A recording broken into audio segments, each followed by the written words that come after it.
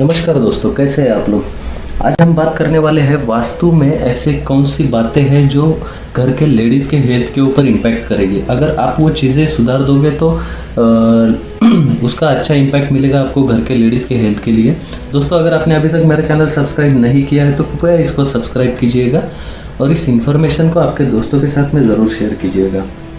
कहते हैं कि अगर वास्तु के नियम को अगर अच्छे से अपनाया जाए तो घर की औरतें जो है उनके ऊपर अच्छा असर देखने को मिलता है, क्योंकि घर में सबसे ज़्यादा टाइम घर के लेडीज स्पेंड करते हैं तो उनके ऊपर ये एनर्जी ज़्यादा इम्पैक्ट करती है।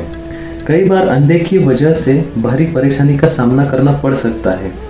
ऐसा माना जाता है कि वास्तु का असर सबसे पहले घर की महिलाओं पर देखने को मिलता है। इसलिए पहला सुख निरोगी काया के सूत्र का ध्यान रखते हुए आपको मैं कुछ बातें बताऊंगा।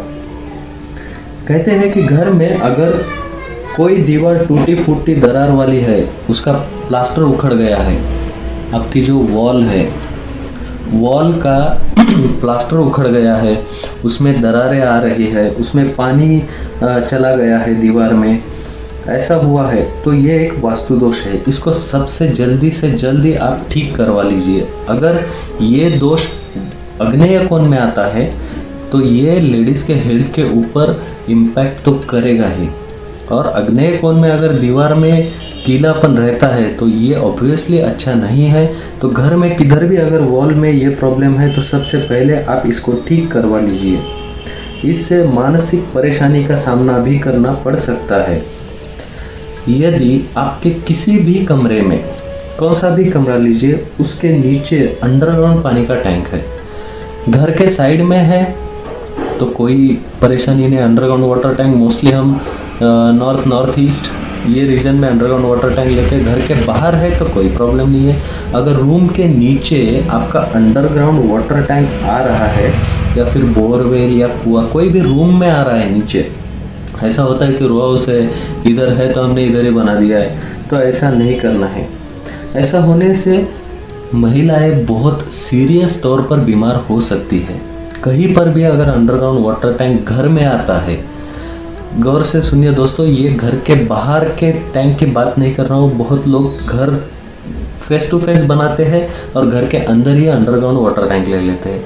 तो इस वास्तु में घर की महिलाएं बहुत सीरियस तौर पर बीमार हो जाती है। तो ऐसा आपको गलती से भी नहीं करना है। अगर ऐसा है तो उसको तुरंत आपको हटाना है। आपको ओवरहेड वाटर टैंक बनाना है। आप अंडरग्राउंड या नीचे पानी के लिए बाहर कुछ टंकी लाकर रख दीजिए, लेकिन घर के अंदर ही आप अंडरग्राउंड कुछ मत बनाइए वाटर टैंक वगैरह। अगर उत्तर ईशान्य ऊंचा हो जाए, इस नैऋत्य के कंपेयर में अगर आपका जो ईशान्य कोना है ये अगर ऊंचा हो जाए और नैऋत्य नीचे हो जाए तो भी ये महिलाओं के हेल्थ के ऊपर बहुत बड़ा इम्पैक्ट करता है। उनको स्लीप रिलेटेड प्रॉब्लम होते हैं, मतलब नींद नहीं आना, अनिद्रा, इसके रिलेटेड ये प्रॉब्लम क्रिएट कर सकता है।